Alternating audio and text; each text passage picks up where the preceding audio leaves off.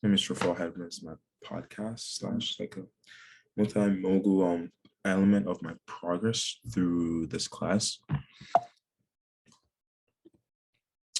So first coming in, I was entry level, just like this Porsche. Even though it looks nice, it looks very well kept. It looks like it's worth a lot of money, which it is. It's still entry level. They're still better than it. It can still improve a lot. And this was I was like this Porsche coming into college English.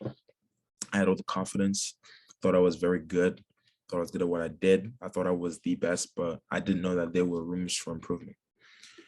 Now, going into English class, I met everyone, met the teachers. It was a very good environment, very cool environment. I felt confident going in. I felt like I had it all down, but that wasn't the case because it took a lot of learning to get through the class.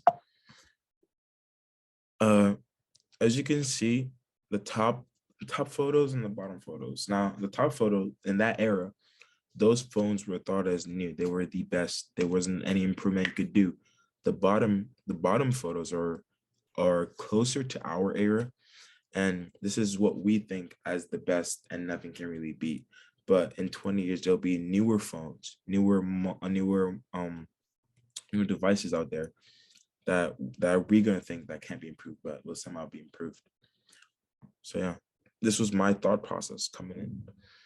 I thought that I was one of these phones. I thought that I was the greatest thing out. Confidence was high. There was no one that could beat me. I was the best at writing. I've always been good at writing, so I thought I was solid. But I wasn't faced for the obstacles and trials that I was going to face in the future. English class taught me a lot about perseverance. It taught me a lot about critical thinking. Taught me a lot about time management, which has been very rough this past semester with my course load. But English class really kind of suffered a lot because of that. But it also taught me a lot of how to manage my time better and to check Canvas more often because I wasn't always used to checking Canvas.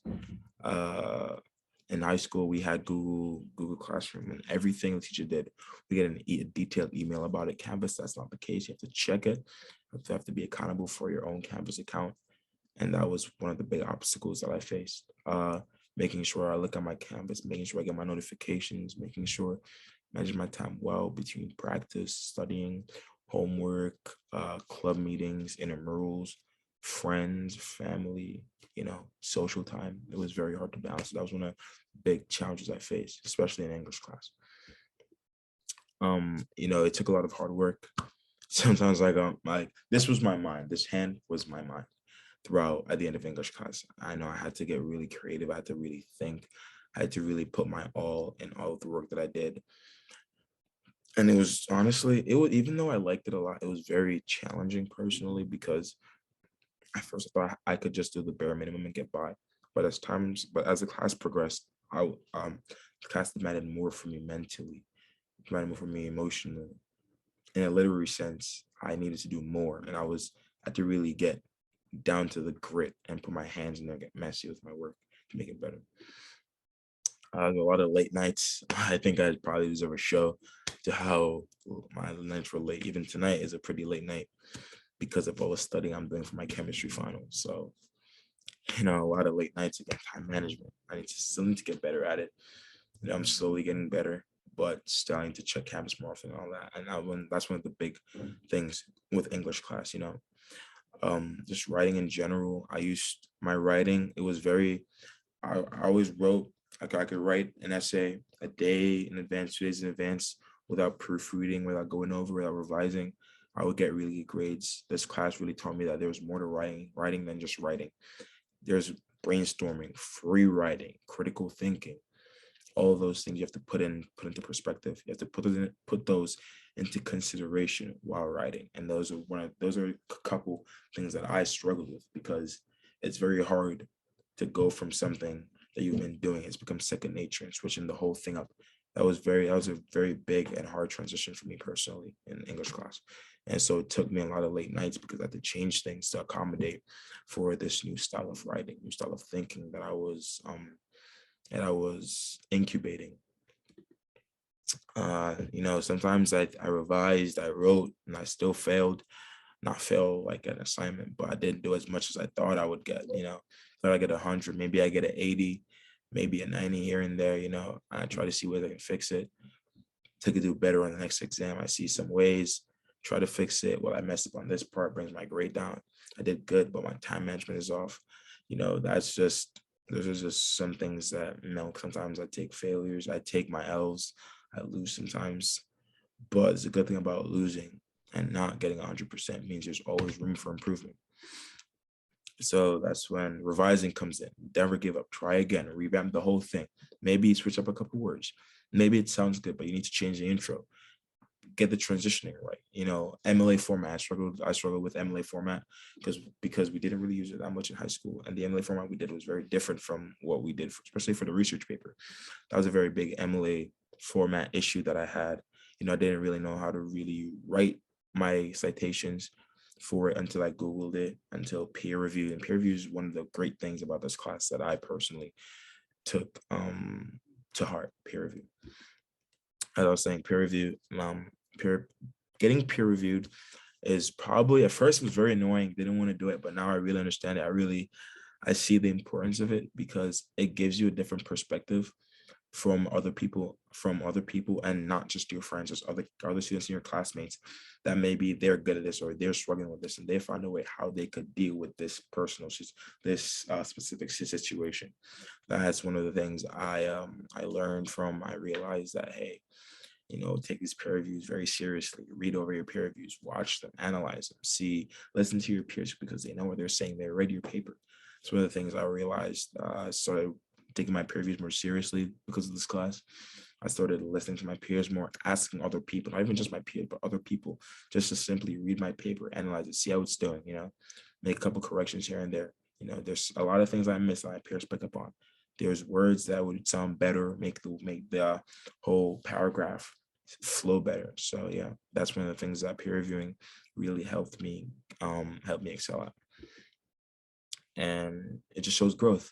I mean, I personally believe for my writing, for my first writing in college to my last one, there's been a dramatical increase in my whole vernacular, my flow of writing, my style of writing, how I write, just my overall thinking, my mental state while writing, how I write. It's just completely different. It's more fluid. It flows better. I can really connect to what I write now just because of those simple little workshops that I went to. Now, time management again, I didn't go to a lot of them, but the ones that I did went to helped me dramatically. And that's one of the things that I personally am happy for this class. It really facilitated my growth as a writer. I know I'm better at speaking with people, holding conversations, better at eye contact, better at remembering that remembering that what you say has the potential to persuade and has the potential to cause a catastrophic effect on people.